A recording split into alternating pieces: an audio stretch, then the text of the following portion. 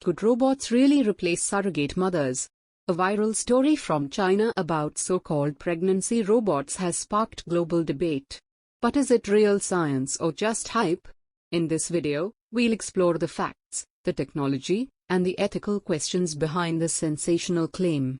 Stay tuned. At the 2025 World Robot Conference in Beijing, Dr. Zhang Qifeng of Kaiwa Technology unveiled a bold vision: a humanoid pregnancy robot with an artificial womb inside its abdomen, designed to support a full-term human pregnancy.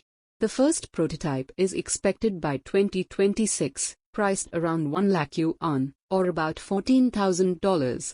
Supporters believe this technology could provide hope for infertile couples, offering a potential alternative to costly surrogacy. Artificial wombs aren't just science fiction. In 2017, scientists kept premature lambs alive for weeks in a biobag.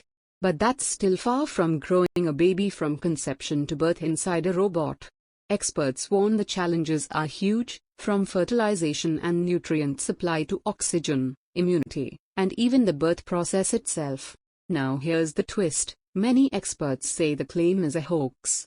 Nanyang Technological University denies any link to Zhang Qifeng, and no company called Kaiwa Technology actually exists. Investigations also reveal the flashy robot images are nothing more than CGI, not real prototypes.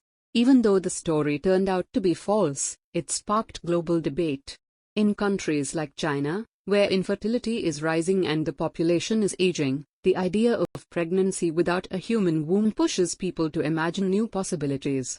It may be impossible today, but it raises profound questions about motherhood, ethics, and the future of reproduction.